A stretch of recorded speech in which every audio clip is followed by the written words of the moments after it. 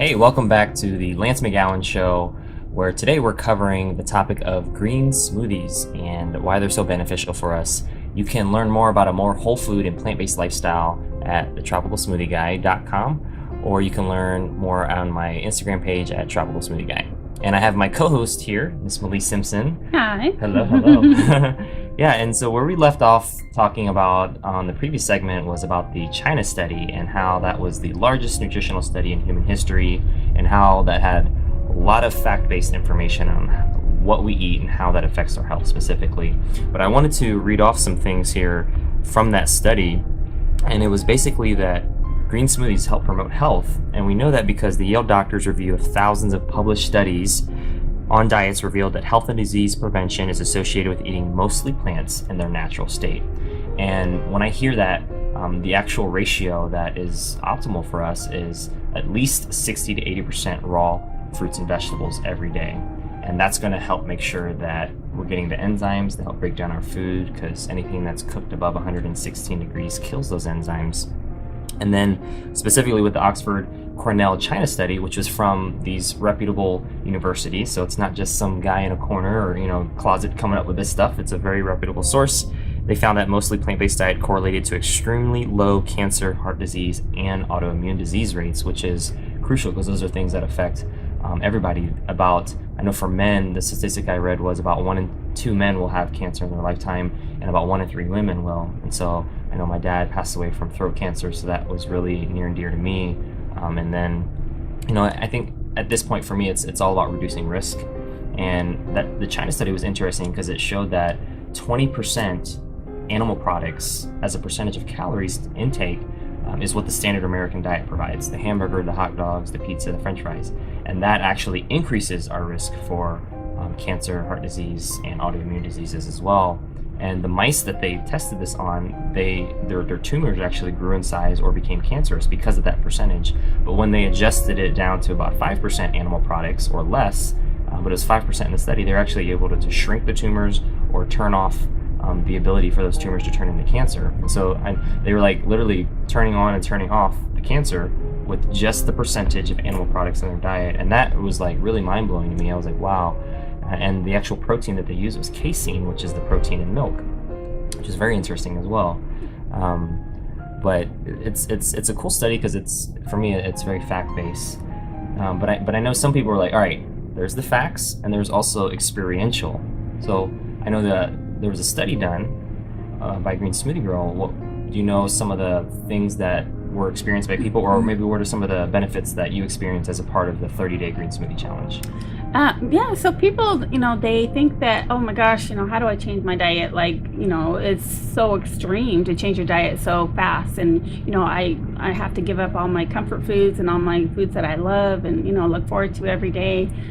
So what we challenge people and what we recommend is that they start with a green smoothie, 1 quart a day, and we have them do that for 30 days and see how they feel afterwards. So we have them do that in the morning, or they can split it up between morning and lunch or mid-morning snack, and then they can eat whatever they want for the rest of the day. So they're kind of just gradually crowding out some of the bad stuff by adding a lot of nutrient-dense food into their diet with that smoothie, with the greens and the fruit in there.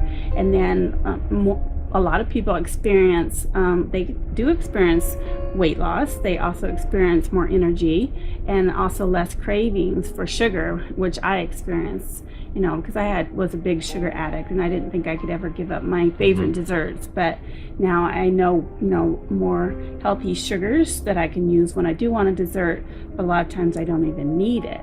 So that's really, and she did that on 107. She took 175 people, so it wasn't, a huge study, but they all did it for 30 days, and they ate whatever they want, and they all noticed that difference, that difference in their diet, in their lifestyle. So yeah, and I think that's real important because some people are like, show me the results, show me the benefits. And I know for me, I have a lot more consistent energy.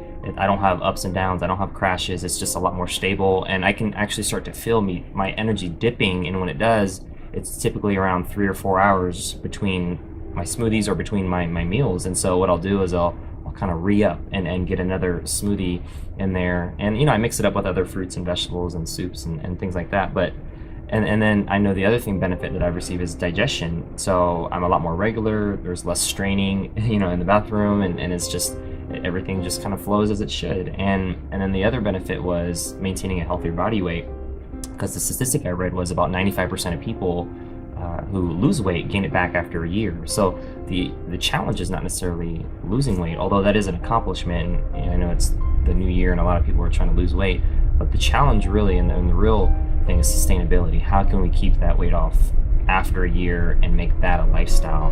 And I think that's really challenging, because 5% or less of people actually are able to do that. And so it's focusing less on being a diet or fad. But I know there's a recipe for this green smoothie that is really simple, really easy, like a beginner smoothie recipe. What do you like to put in that?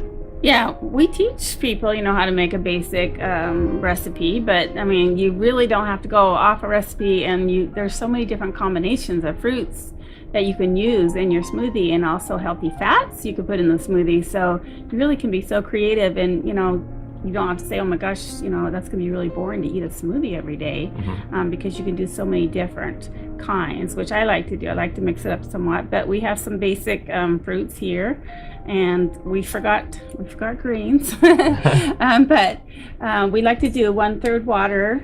We usually use water as our liquid, and then 1/3 greens, and then 1/3 fruit. So there's kind of an even mix of all those, and that makes like a pretty good tasty smoothie. So it's not something you're gagging down because it doesn't have enough sweetness to it. Right. So we have some water here. I actually met with the CEO of iDrink, and this is a local company based out of Las Vegas, and they provide all types of healthy drinks for folks. This is a multivitamin water. It's alkaline. It's got trace minerals, vitamins, and minerals. It's got a lot of great things, and it's BPA free, which is also cool too. I like alkaline water or alkalized water. What are some of the benefits of this water that you would say in general, or alkalized water? Yeah, so most of us don't like to drink out of the tap because there's a lot of stuff in the tap water here in Las Vegas. And having a system to filter, a reverse osmosis is better, much better, because it's filtering out a lot of stuff. But then alkalized would be like the best water you can get, because the pH balance is so high, and it's able to permeate your cells and really hydrate your cells in a different way than just regular water can. So I like to use alkalized water as well, and so I use that as much as possible in my smoothies, or even when I just drink it. Yeah, and this is cool because it's for on the go, and they do have ionizers, and they've got lots of cool machines that basically help to charge the water to make sure it has antioxidants as well, and can, like you said, pass through the cell membranes and actually hydrate our individual cells.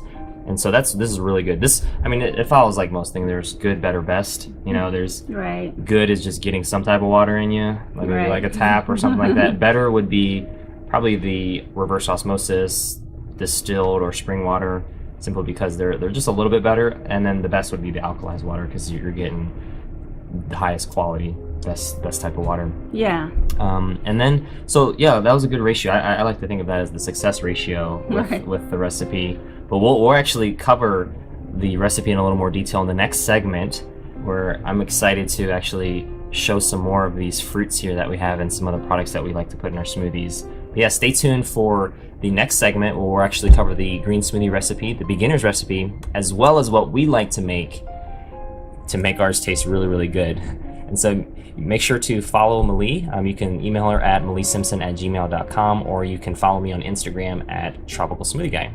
See you in the next segment.